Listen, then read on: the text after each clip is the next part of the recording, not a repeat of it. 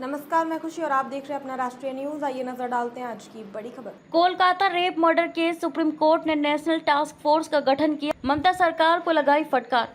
Supreme court ने कोलकाता के RG Kar medical college एवं अस्पताल में एक जूनियर डॉक्टर से कथित बलात्कार और हत्या के मामले में सुनवाई के दौरान ममता बनर्जी सरकार को फटकार लगाई। स्थिति को देखते हुए सुप्रीम कोर्ट ने नेशनल टास्क फोर्स का गठन किया है। सुनवाई के दौरान सॉलिसिटर जनरल तुषार मेहता ने कहा कि हम अदालत का सहयोग करना चाहते हैं।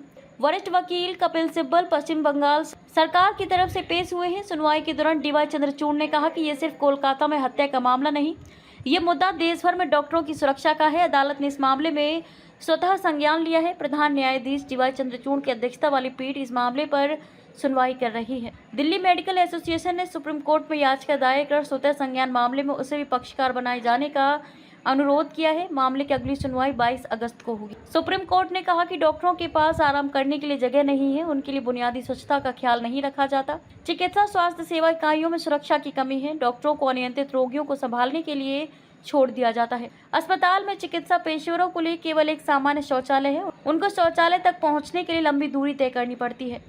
सीजेआई डीवाई चंद्रचूड़ ने कहा कि कई राज्यों ने कानून बनाया है, इसमें 3 साल तक की सजा है, लेकिन ये कानून प्रभावशाली नहीं है। राज्यों के मौजूदा कानून डॉक्टरों और चिकित्सा कर्मियों के लिए संस्थागत सुरक्षा मानकों को पर्याप्त रूप से संबोधित नहीं करते हैं।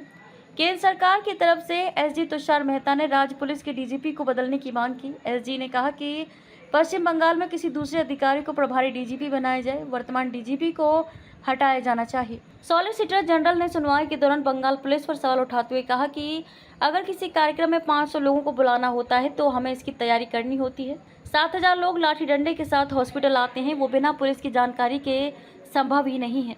मामले की गंभीरता पर ध्यान आकर्षित कराते हुए जस्टिस तुषार मेहता ने कहा कि हमें इसे तुच्छ नहीं समझना चाहिए। हम एक युवा डॉक्टर के साथ एक यौन विकृत व्यक्ति द्वारा बलात्कार की घटना से निपट रहे हैं, लेकिन इसमें एक पशु जैसी प्रवृत्ति भी थी। मैं इसे राजनीतिक मुद्दा नहीं बनाना चाहता। माता पिता को 3 घंटे तक इंतजार करना पड़ा। पूरे राज्य में कानून व्यवस्था ध्वस्त हो चुकी है। 7000 लोग कैसे अस्पताल में घुस गए? सुप्रीम कोर्ट ने पूछा, सबसे पहले एफआईआर किसने और कब दर्ज कराई? इस पर कपिल सिब्बल ने कहा कि 11:45 पर एफआईआर दर्ज की गई। फिर सीजेआई ने कहा कि अभिभावकों को बॉडी देने के 3 घंटे 30 मिनट के बाद एफआईआर दर्ज की गई। एक डॉक्टर की हत्या हो गई। सीजेआई ने हैदराबाद समेत कई जगहों पर हुई घटनाओं का हवाला दिया और कहा कि चिकित्सा पेशेवर हिंसा के प्रति संवेदनशील हो गए। जड़ जमाई हुए पितृसत्तात्मक पूर्वाग्रहों के कारण महिला डॉक्टरों को अधिक निशाना बनाया जाता है। मेडिकल प्रोफेशनल को कई तरह की हिंसा का सामना करना पड़ता है। वे 24 घंटे काम करते हैं। काम की परिस्थितियों ने उन्हें हिंसा के प्रति संवेदनशील बना दिया है। मई 2024 में पश्चिम बंगाल में ड्यूटी पर मौजूद डॉक्टरों पर हमला किया गया, जिनकी बाद में मौत हो गई। बिहार में एक नर्स को मरीज के परिजनों ने धक्का दिया। पितृसत्तात्मक पूर्वग्रहों के कारण मरीजों के रिश्तेदारों द्वारा महिला डॉक्टरों पर हमला करने की संभावना अधिक होती है और वे यौन हिंसा के प्रति भी अधिक संवेदनशील होती हैं, और अरुणा शानबाग का मामला इसका एक उदाहरण है। लैंगिक हिंसा व्यवस्था में महिलाओं के लिए सुरक्षा की कमी को दर्शाती है। सीजेआई डीवाई चंद्रचूड़ ने कहा कि हम डॉक्टरों से अपील करते हैं कि काम पर लौटें। हम उनकी सुरक्षा सुनिश्चित करने के लिए यहाँ हैं। हम इसे हाई कोर्ट के लिए नहीं छोड़ेंगे। ये बड़ा राष्ट्रहित का मामला है। आप हम पर भरोसा करें। जो डॉक्टर हड़ताल पर हैं वे इस बात को समझें कि पूरे देश का हेल्थ केयर सिस्टम उनके पास है। सुप्रीम कोर्ट ने कहा कि डॉक्टरों की सुरक्षा के लिए नेशनल टास्क फोर्स गठित कर रहे हैं। साथ ही कोर्ट ने सीबीआई से जांच रिपोर्ट मांगी। ये रिपोर्ट कोर्ट में आगामी गुरुवार तक जमा करानी है। कोर्ट ने प्रदर्शनकारी डॉक्टरों से आग्रह किया कि वे काम पर लौटें। अस्पतालों की स्थिति को देखते हुए सुप्रीम कोर्ट ने नेशनल टास्क फोर्स का गठन किया है। सीजेआई ने कहा, ऐसा लगता है कि अपराध का पता सुबह सुबह ही लग गया था। प्रिंसिपल ने इसे आत्महत्या का मामला बताने की कोशिश की। माता पिता को शव देखने की अनुमति नहीं दी गई। हालांकि कपिल सिब्बल ने कहा कि ये सही नहीं है। सुप्रीम कोर्ट ने पश्चिम बंगाल सरकार पर उठाए सवाल। प्रिंसिपल संदीप घोष क्या कर रहे थे? समय पर एफआईआर दर्ज नहीं की गई। शव माता पिता को देर से क्यों सौंपा गया? पुलिस क्या कर रही है? एक गंभीर अपराध हुआ है, फिर उपद्रवियों को अस्पताल में घुसने कैसे दिया गया? पश्चिम बंगाल सरकार की ओर से पेश हुए वकील कपिल सिब्बल ने सुप्रीम कोर्ट को बताया कि हमने इस मामले में 50 एफआईआर दर्ज किए हैं। पुलिस के पहुंचने से पहले ही सभी फोटो और वीडियो ले लिए गए थे। इस पर सीजेआई ने कहा कि यह भयानक है। क्या हम इस तरह से सम्मान देते हैं? सीजेआई ने कहा कि हर जगह पीड़िता की पहचान उजागर हुई, जबकि ऐसा नहीं होना चाहिए था। सीजेआई ने पश्चिम बंगाल से पूछा कि क्या प्रिंसिपल ने हत्या को आत्महत्या बताया?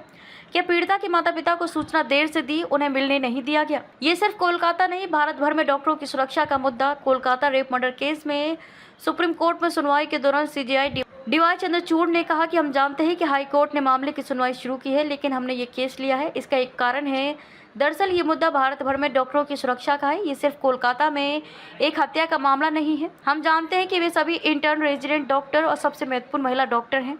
अधिकांश युवा डॉक्टर 36 घंटे काम कर रहे हैं। हमें काम की सुरक्षित स्थिति सुनिश्चित करने के लिए एक राष्ट्रीय प्रोटोकॉल विकसित करना होगा। ऐसा प्रोटोकॉल सिर्फ पेपर पर नहीं बल्कि जमीन पर हो। पीड़िता की तस्वीरें व नाम पूरे सोशल मीडिया पर प्रसारित होने से बहुत चिंतित। सीजीआई ने सुनवाई के दौरान मृतका की पहचान उजागर होने पर चिंता व्यक्त करते हुए कहा कि हम पीड़िता की तस्वीरें व नाम पूरे सोशल मीडिया पर प्रसारित होने से बहुत चिंतित हैं। दिल्ली मेडिकल एसोसिएशन ने सुप्रीम कोर्ट से की ये मांग। एसोसिएशन ने अस्पतालों और सार्वजनिक स्वास्थ्य केंद्रों में किसी भी तरह की हिंसा के खिलाफ डॉक्टरों और चिकित्सा सेवा कर्मियों की सुरक्षा के लिए एक मॉड्यूल योजना तैयार करने के लिए सुप्रीम कोर्ट के पूर्व न्यायाधीश की अध्यक्षता में एक समिति गठित करने का भी अनुरोध किया है।